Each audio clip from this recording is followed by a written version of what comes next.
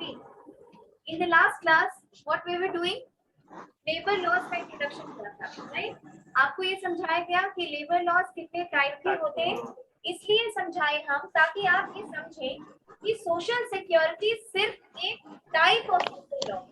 बाकी अगर आपके पीपीएम के कोर्स में आगे कोई लॉ होगा तो आप ये समझिए कि हर लॉ को फ्रेम करने का, हर लॉ को बनाने का पर्पस अलग अलग होता है, बस बेनिफिट के लिए ही नहीं बनता है। जैसे कुछ लॉ वर्किंग कंडीशंस का था, कुछ वेजेस का था, कुछ रेगुलेट करने का था रिलेशनशिप को, राइट? जैसे न्यू एक्ट स्टार्ट करेंगे जो एक सोशल सिक्योरिटी लेजिस्लेशन है। We don't have to go into too much of details of it, लेकिन आपको बस ये जानना है कि आप एम्प्लॉयड होने वाले हैं। You should know what is gratuity. Okay? Gratuity, payment of gratuity act कौन सा लेजिस्लेशन है? ठीक है, सोशल सिक्योरिटी लेजिस्लेशन है।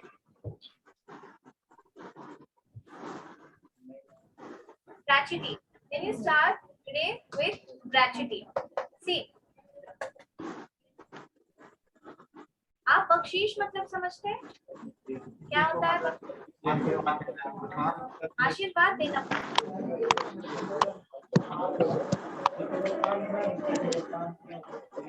हाँ, खुश होकर के दिवाली लोग आते हैं ना, बख्शीश बोनस कह सकते हैं आप। ग्रेजुएटी क्या होती है? देखिए, पहले भी ऑनलाइन स्टूडेंट्स प्लीज म्यूट कर सकते हैं।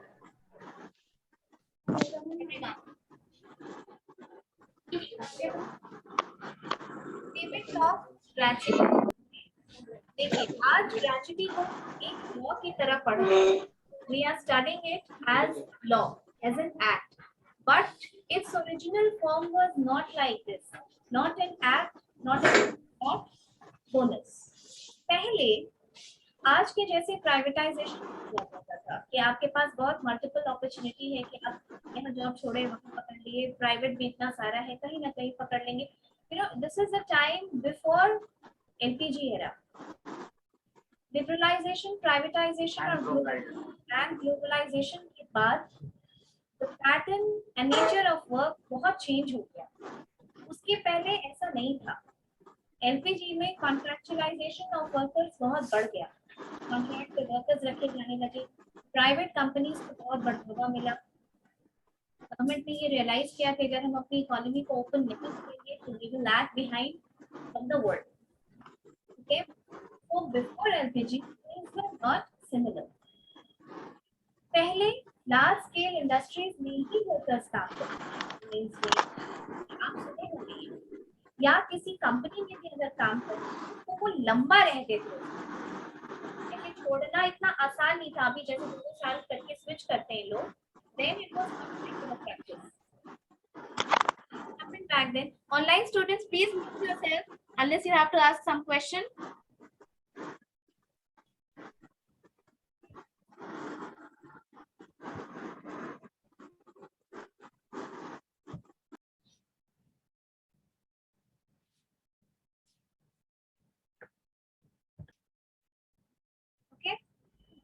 तो ग्रेजुएटी पहले बख्शीश की तरह दी जाती थी। बहुत लंबे समय तक कोई वर्कर या एम्प्लॉइज जब किसी ऑर्गेनाइजेशन में काम करता था तो वहां का एम्प्लॉयर उसको खुश होकर के रिटायरमेंट बेनिफिट के तौर पे थोड़ा ज्यादा पैसा देता था। जो उसका बनता था वो तो देता ही था, उसके अलावा अपार्ट फ्रॉम दैट थोड़ा ज्यादा पैसा देता था। Okay, kind of bonus. आप दिवाली दशहरा में लोग आते हैं ना बख्शीश मांगने आपसे, तो वो आपको चार्ज थोड़ी कर सकते हैं कि आप पे केस कर देंगे आप नहीं देंगे, तो आप खुश होकर के देते हैं उसको पैसा। तो ऐसे ही खुश होकर के एम्प्लॉयर्स देते थे कि चलो तुम बहुत लंबे समय तक हमारे यहाँ काम किए हो, you been rendering the service for so long to my organisation, to me, so I am happy about it and I am giving you some surplus money, कुछ एक्स्ट्रा पैसा देते हैं। ये हो रहा था, बड़े एम्प्लॉयर थे, ज्यादा पैसा था, वो देते थे पैसा। अगर किसी कारण से प्रेम कुंजना, why do you join every time when you sit in the class? जब खुश होते थे वो तो देते थे। अब ये एक नॉर्मल ह्यूमन टेंडेंसी से सोचिए, आपको पैसा मिलने की आदत लग गई, आपको पता है कि इस ऑफिस से यहाँ पे हम रिटायर होते हैं तो मेरे पहले वालों को इतना इतना ज्यादा एक्स्ट्रा पैसा दिया गया, और आपका पैसा रोक दिया जाएगा कि नहीं नहीं अभी मेरा कंडीशन ऐसा नहीं है कि हम पैसा दे सकते हैं, आप उसको एक्सेप्ट करेंगे इजीली? नहीं, आपको लगेगा कि उनको मिला सेम चीज के लिए, तो आप अभी हमको कैसे ऐसे बोल सकते हैं कि हम लोग पैसा नहीं देते आपको? ठीक है, आप सोच के देखिए, किसी को भी ये चीज लगेगा। तो धीरे धीरे क्या हुआ कि ये जो बख्शिश की तरह, ये जो हैप्पीनेस की तरह इस चीज को दिया जाने लगा, then it was treated like a deferred wage. ठीक है, डिफर्ड वेज मतलब कि इस तरीके से वर्कर्स मांगने लगे कि जैसे इनका बकाया हो मालिक के पास। ठीक है, बकाया राशि, डिफर्ड वेज है, मतलब मेरा ही कुछ पैसा आपके पास है, आप वो पैसा हमको दीजिए।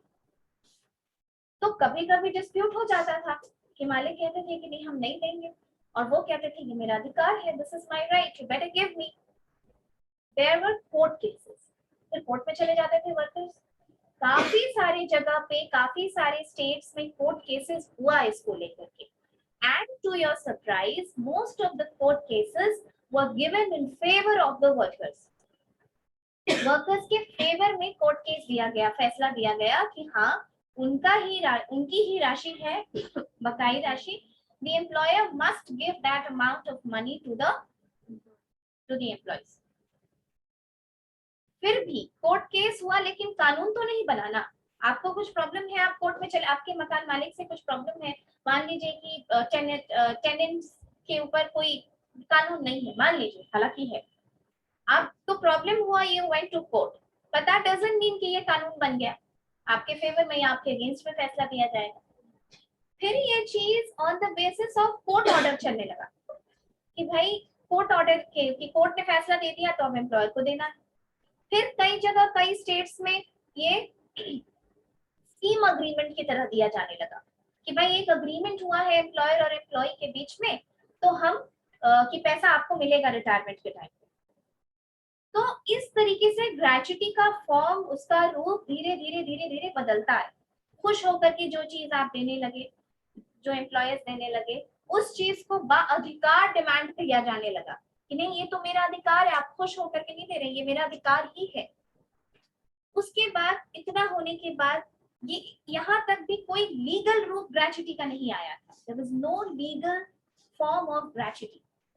बट पहली बार अगर आप हिस्ट्री में उठा के देखेंगे कि पहली बार ग्रेचुटी को लीगल रिकग्निशन कब मिला, तो वो जर्नलिस्ट वर्कर्स के फॉर्म में मिला। जर्नलिस्ट वर्कर्स को पहली बार लीगली ग्रेचुटी देने की बात हुई। उसके बाद वेस्ट बंगाल गवर्नमेंट ने 1970 में इसको लीगल पास किया कानून, फिर केरला गवर्नमेंट ने 1971 में पास किया। लेकिन आप ये बताइए कि जब तक केंद्र सरकार कोई फैसला नहीं देती है, क्या उस कानून की यूनिफॉर्मिटी होती है? नहीं। स्टेट का कानून है तो ठीक है, लेकिन अब आप जैसे फॉरेस्ट की बात करेंगे, तो फॉरेस्ट या कुछ सब्जेक्ट जो कॉन्करेंट लिस्ट में है संविधान में, जिसपे स्टेट और सेंटर दोनों फैसला दे सकती है, तो उसमें फाइनल किसका रहता है वर्डिक्ट? सेंट्रल गवर्नमेंट का। तो फाइनली ग्रेचुटी को एक लीगल रिकग्निशन मिला 1972 में in this form, the payment of gratuity act 1972। ये central, I make you right, don't write, ये लेक्चर पहले समझो, लिख लोगे तो समझा हुआ रहेगा, तो पढ़ोगे फिर तो समझ में आएगा। The payment of gratuity act 1972, इस फॉर्म में सेंट्रल गवर्नमेंट ने पहली बार ग्रेचुटी को लीगल रिकग्निशन दिया। अब हम कहते हैं कि ग्रेचुटी मिलती है, तो ग्रेचुटी क्या मिलती है, कितनी मिलती है? क्या कुछ बाकी सोशल लेजिस्लेशन की तरह, सोशल सिक्योरिटी लेजिस्लेशन की तरह ये भी कॉन्ट्रीब्यूटरी है? जैसे प्रोविडेंट फंड में आप भी कंट्रीब्यूट करते हैं 12%, एम्प्लॉयर भी 12% देता है, ईएसआई में आप भी कंट्रीब्यूट करते हैं और एम्प्लॉयर भी देता है। दिस इज नॉन कंट्रीब्यूटरी, इसमें आपका कोई पैसा नहीं जाता है, कोई डिडक्शन नहीं होता है, सिर्फ एम्प्लॉयर आपको पैसा देता है। कब देता है? जब you have rendered 5 years of continuous service to an organization. When you have rendered 5 years, not below 5. Central government हालांकि अभी सुधार करने की बात हो रही है, maybe this will come down to 3 years. मैंने कहा कि जॉब स्विचिंग ज्यादा हो रही है, इसलिए इसको 5 से कम करके 3 साल कर दिया जाए. So after having rendered 5 years of continuous service to an organization, you are eligible for gratuity payment. आप gratuity payment के लिए eligible हैं. Okay? अब इस 5 years का मतलब ये नहीं है कि आप अगर 2000 में कहीं किसी ऑर्गेनाइजेशन को ज्वाइन किए, 2003 में छोड़ के 6 महीने के लिए कहीं और चले गए, 6 महीने बाद वापस आए और फिर 2 साल काम कर लिए और आप बोले कि 5 साल तो हो गया. No, not like that. Continuous service from 2000 to 2005, from 2020 to 2025. This is the minimum bracket that is fixed by the government. और ग्रेच्युटी का एक काइंड ऑफ रिटायरमेंट बेनिफिट है, इसीलिए जितना लंबा आप काम करेंगे ऑर्गेनाइजेशन में उतना लंबा पैसा मिलेगा. अब आप समझ रहे हैं जो आप ऑब्जेक्टिव्स ऑफ सोशल सिक्योरिटी लिखे थे अपनी कॉपी में, वहां क्या लिखा हुआ था? To retain workers for too long. क्यों रिटेन होगा? Length of service. 5 साल काम करेंगे तो 5 साल की ग्रेच्युटी मिलेगी, 10 साल आप काम करेंगे तो 10 साल की आपको ग्रेच्युटी. एक्स्ट्रा पैसा है ना ये सब, ये एक्स्ट्रा, तो they it will help you to be retained in your work. Okay, अब ये एक्स्ट्रा पैसा देखिए, कुछ कंडीशंस हैं लाइफ की. You listen to the lecture first, I make you write, so don't worry for that. There are conditions of life, जब conditions of life where you are given, you are eligible for gratuity payment. The first one is superannuation. Second, retirement, जब आपका retirement हुआ. Third, आप voluntary retirement भी ले सकते हैं ना, आपकी अपनी मर्जी से. Still you will be given this benefit. Resignation, हाँ, then you resign. Okay, आप रिजाइन भी कर रहे हैं, लेकिन वो रेजिग्नेशन कितने दिनों बाद होना चाहिए? After 5 years. डेथ अगर आपका, अगर किसी का डेथ अगर हो जाता है वर्क प्लेस पे, डिसेबलमेंट, किसी तरीके की अपंगता हो जाती है, and any kind of chronic disease, किसी तरीके की गंभीर बीमारी अगर हो जाती है तो उसमें ग्रेच्युटी का पैसा मिलता है. लेकिन this condition will not hold true under 2 conditions. 5 साल वाला जो कंडीशन है वो 2 केसेस में ट्रू होल्ड नहीं करेगा. 1, डेथ एंड 2, डिसेबलमेंट. अगर एम्प्लॉय की डेथ, स्टॉप टॉकिंग, अगर एम्प्लॉय की डेथ हो जाती है पहले या डिसेबल हो जाता है, इन दोनों केसेस में 5 साल से पहले भी उसको उसका जितना बनता है वो पैसा उसको मिल जाए. ठीक, अब देखिए, क्योंकि ये कंप्लीटली एम्प्लॉयर द्वारा दिया जाता है, since this is non-contributory, you don't have to contribute anything towards the social security legislation, and this is completely given to you by your employer. So there are certain conditions also where your gratuity payment can be forfeited, either partially or wholly, which means कुछ conditions ऐसे हैं जिसमें आपके gratuity का पैसा employer रोक सकता है. ठीक है, या तो पूरी तरह से, डिपेंड करता है कि आपके ऊपर चार्ज क्या है, या तो पूरी तरीके से या तो पार्शियल, कुछ पैसा आपका रोक दिया जाएगा. कैसे केसेस में? जैसे in case of major misconduct. ठीक है, in case of major misconduct, कि आप ऑर्गेनाइजेशन में, see there is a certain way you behave in an organization, right? There is a certain discipline you need to follow in an organization, just as you have to follow in college. There are certain things you need to follow in organization also.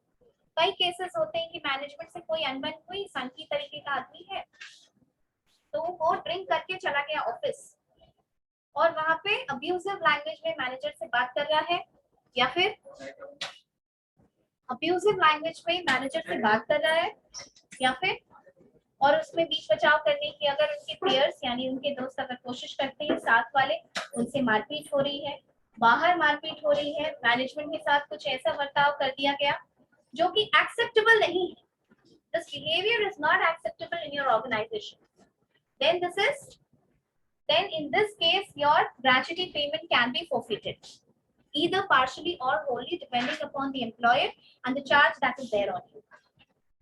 There is another case which is moral turpitude. Moral turpitude मतलब देखिए, आप जब खाना किसी को, आपके यहाँ कोई गेस्ट आते हैं and you give them a glass of water, आप उसको पी के देते हैं क्या? किचन में कोई देखता नहीं है, they are sitting in your drawing room, और ये आपको morally पता है कि ये बहुत गलत बात है, ये हम कभी नहीं कर सकते, करना नहीं चाहिए। इसी तरीके से बहुत सारी मॉरल चीजें ऐसी होती हैं जो हम बड़े होकर के, नैतिकता जिसको कहते हैं, कि हम सीखते हैं समाज से, अपनी लर्निंग से, अपने आसपास से, पेरेंट्स से और अपनी खुद की अंडरस्टैंडिंग से, कि कोई चीज गलत है तो वो गलत है, और क्या गलत है क्या सही है, हर कुछ डिसिप्लिन में नहीं लिखा रहता है, right? There are cases, there are organizations which are involved in high data security, होती है ना, जैसे आईटी कंपनीज के जिस डिपार्टमेंट में या जिस प्रोजेक्ट पे क्रेडिट कार्ड का काम चल रहा है, उसकी कोडिंग हो रही, उसमें क्या होता है कि जो पीपल होते हैं, जो लोग एम्प्लॉयज होते हैं, they are supposed to keep their bags, baggage and everything outside the organization, ठीक है? बैग, बैगेज, यहाँ तक कि उनको पेन भी अलाउड नहीं होता है, they are not even allowed a pen, they are not even allowed a tissue paper with the coffee mug, क्योंकि अगर आप पेन लेके जाएंगे तो हो सकता है आप कोई कोड टिश्यू पेपर पे लिख के ले आए। फीमेल्स को कुछ भी अलाउड नहीं है, नॉट इवन लिपस्टिक और समथिंग, जो नॉर्मली आप अगर सिक्योरिटी कोड पे काम नहीं कर रहे हैं तो आप ले जा सकते हैं ऑफिस, लेकिन आप नैपकिन पे लिपस्टिक से कोड लिख के ला सकते हैं, ऐसी बहुत सारी चीजें हो सकती है।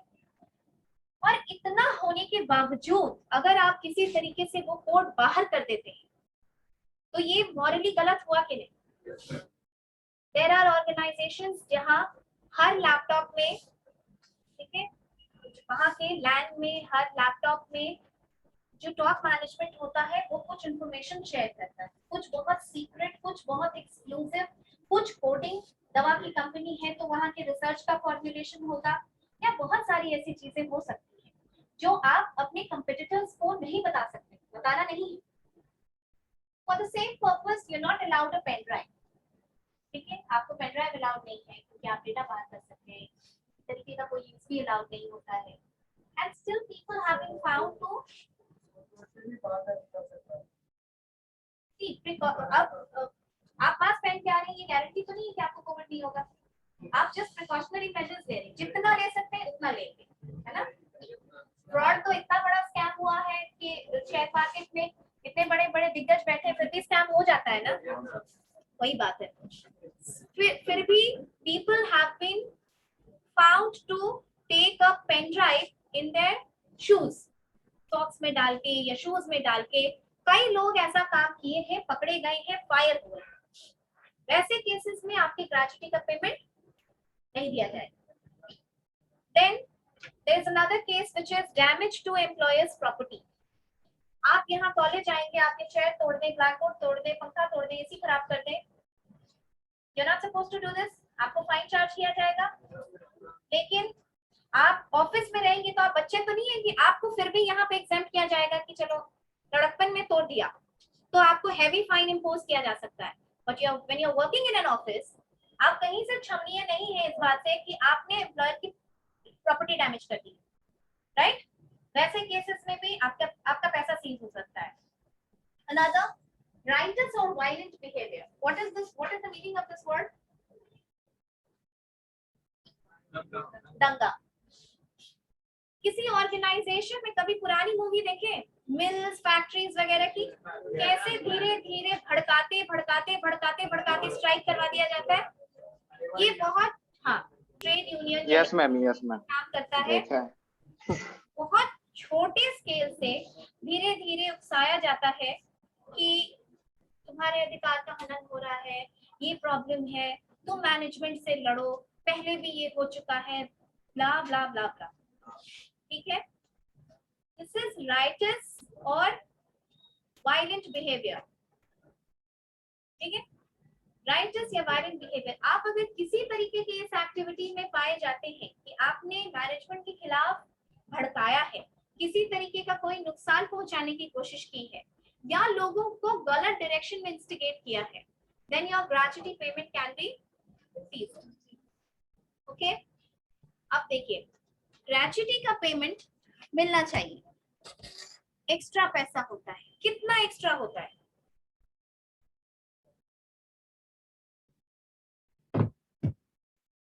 365 दिन की सैलरी तो आपको मिलती है, 15 दिन की और सैलरी मिलती है हर साल के लिए. See, there are two types of organizations.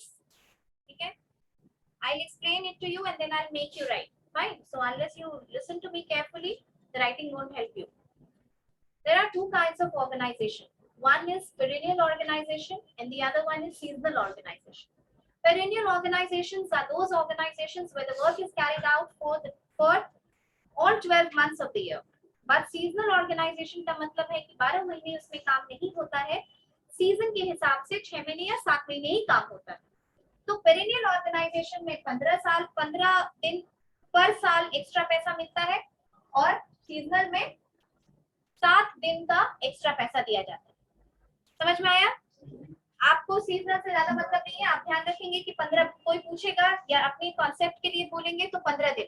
Gratuity का एक्स्ट्रा पेमेंट कितना मिलता है? 15 days for every completed year of service. जैसे आप 5 साल काम किए और आपको चलो 5 साल के बाद ही रिटायरमेंट रिजिग्नेशन देना है.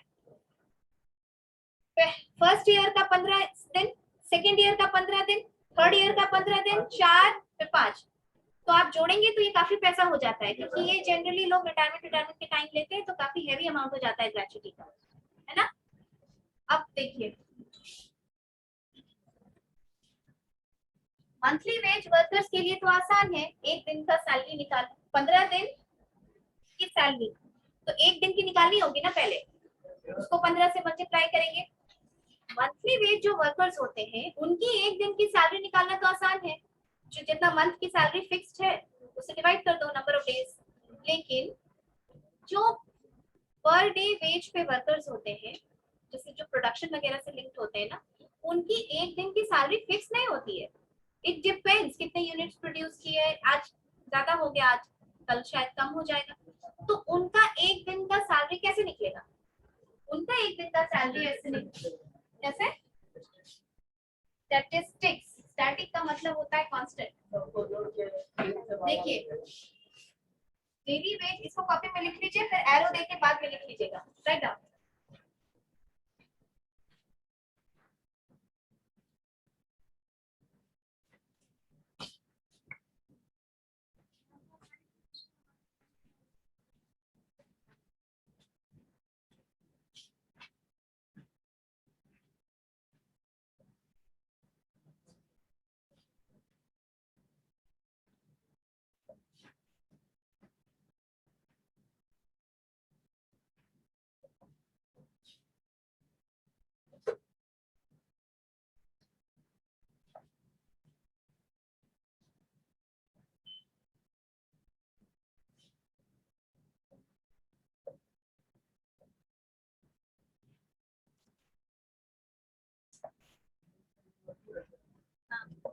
One day wage of a daily veg worker जिसकी सैलरी फिक्स नहीं होती है, उसका निकालते हैं लास्ट 3 मंथ वेज, पिछले 3 महीने का, और divided by number of actual working days.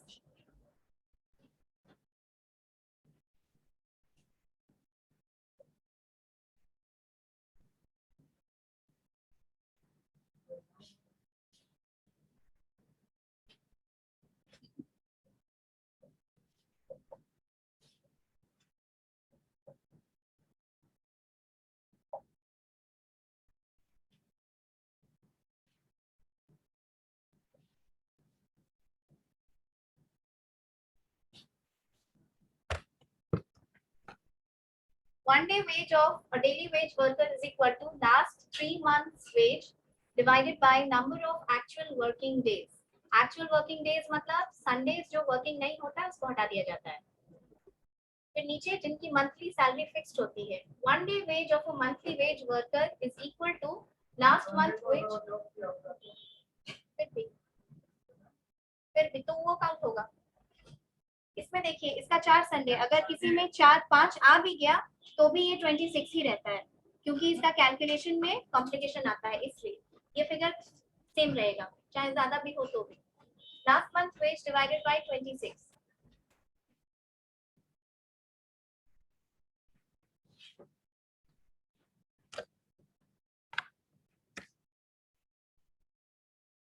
इससे एक दिन की सैलरी निकली, देखिए इधर एक दिन की निकली, देनी कितनी है 15 दिन की।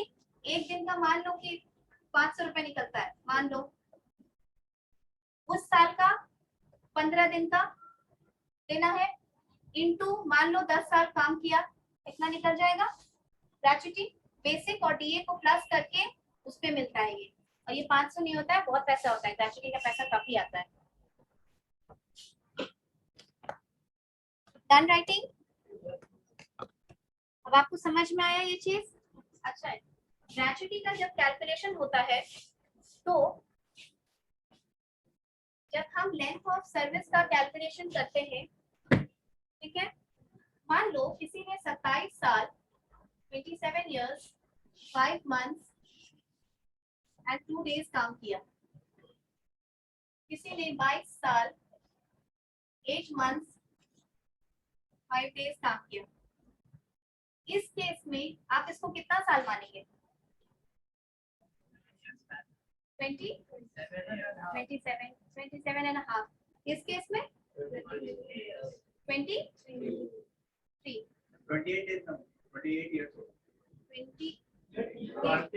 इसको कह रहे हो 28 years होगा। अच्छा, जब हम लेंथ ऑफ सर्विस कैलकुलेट करते हैं, ठीक है, कि ग्रेच्युटी आपको नंबर ऑफ ईयर्स से मल्टीप्लाई करना होता है, in that case 6 months or more will be counted as 1 year, which means that this will be 23 years and this will be 27, and less than 6 months will be omitted, वो मान लिया जाएगा कि calculation में included नहीं। Okay, this was all that you needed to know about gratuity। Central legislation है, private public सब में मिलता है। Okay, now you write down fast. Explain हो गया है, अब लिखने में दिक्कत नहीं होनी चाहिए। व्हाट? हाँ, यू राइट डाउन, कैलकुलेशन है, बाद में भी लिख सकते हो, अभी पहले लिखो इधर। Payment of gratuity act 1972, right fast. This act was enforced on 16 September 1972. This act was enforced on 16 September 1972.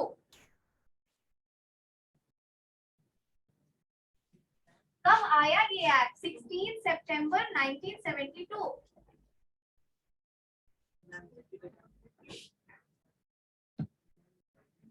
This act was enforced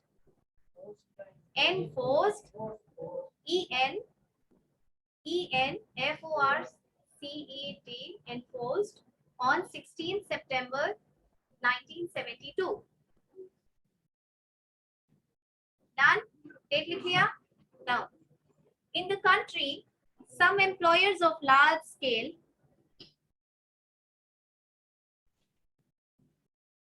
industry,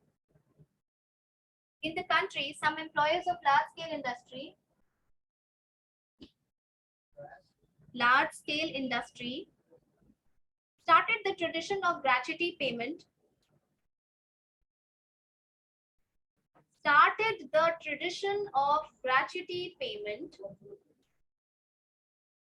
in the country. Some employers of large scale industry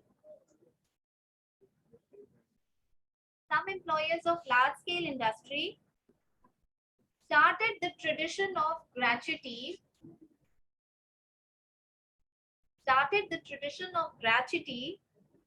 to recognize the meritorious service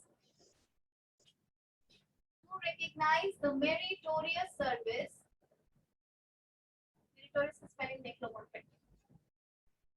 service of workers. Meritorious service of workers. हो गया? ठीक है? अब देखिए. Then after, हाँ उसी में introduction में ये. Then after the payment of gratuity started. Then after the payment of gratuity started on the basis of scheme agreement. Scheme on the basis of scheme agreement and court order.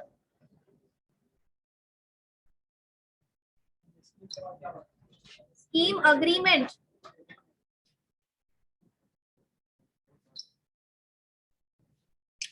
and court order. But finally, gratuity got its legal recognition. But finally,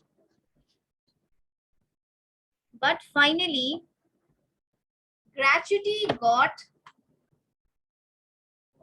GOT. Gratuity got its legal recognition.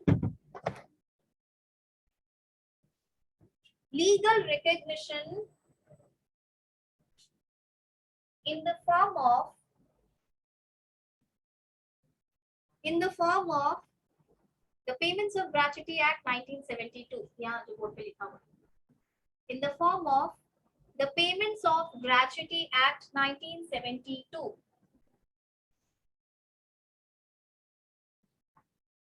ठीक है? इसीलिए हम पहले एक lecture दे देते हैं तब लिखवाते हैं ताकि वर्ड्स में डिफिकल्टी ना हो.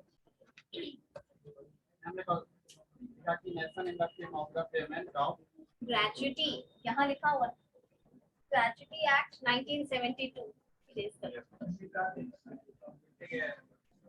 ऐसा ना कि तुम लोग gratuity का स्पेलिंग ही गलत लिख देना.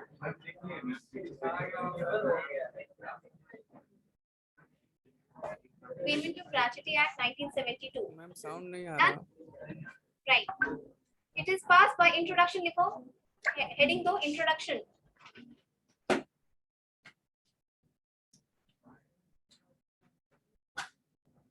Introduction. It is passed by central government. It is passed by. It is still in existence. Huh?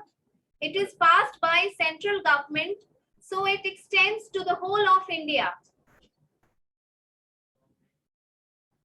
It is passed by central government, so it extends. फैला हुआ है. It extends to the whole of India.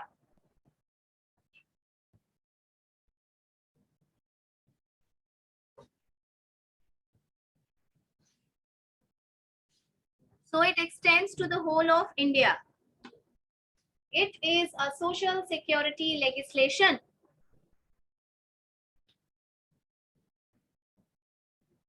It is a social security legislation.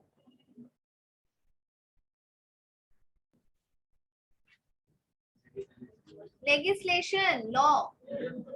Okay. Next, write down scope and coverage. नहीं, technical words में बोलो. Law तुम समझने के लिए भले समझो. लेजिस्लेचर से पास होता है ना, इसलिए उसका नाम लेजिस्लेशन है. Right. Scope and coverage. Scope and coverage कहाँ एप्लीकेबल होता है? Scope and coverage. The act applies to. हाँ, उसी टॉपिक में. The act applies to all industrial establishments. Industrial establishments like factories, establishments. Establishment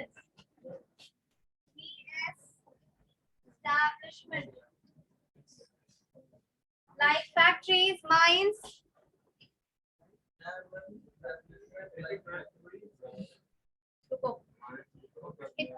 देखो, the act applies to all the industrial establishments like factories, like mines, like factories, mines, Khan, mines, plantation,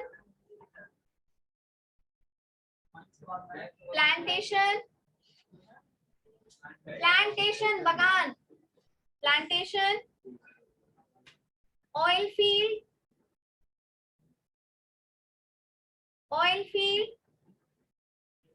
etc. School से बाहर निकलो. It applies in all those shops and establishments also. It applies to all the shops and establishments also. Dukan, shops and establishments also.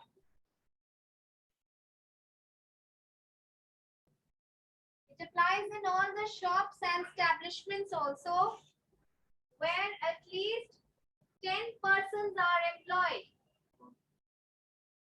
Where at least 10 persons are employed. 10 लोग कम से कम होने चाहिए, वहीं पे gratuity का एक्ट लगेगा. उससे कम होंगे नहीं लगेगा. 10 persons. It also applies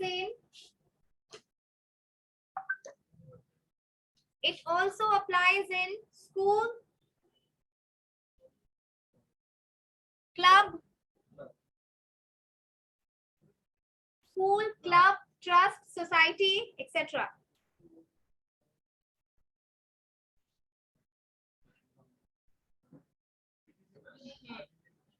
Yes. लिख लो ETC. ठीक है. Next you write eligibility conditions. Eligibility conditions. कौन लोग एलिजिबल होते हैं इसके लिए?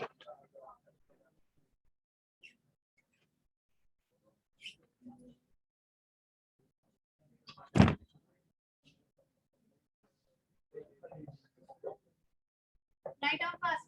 Eligibility conditions.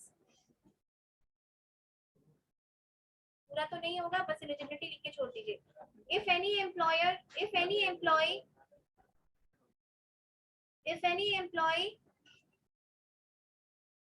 has rendered 5 years of continuous service, if any employee has rendered 5 years of continuous service, he is eligible for gratuity. He is eligible for gratuity.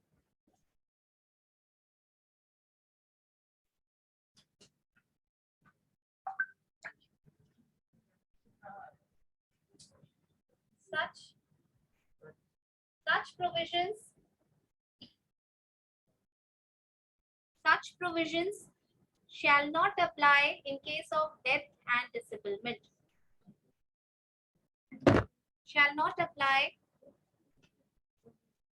Such provisions shall not apply in case of death and disablement. आज यही तक रहने दीजिए.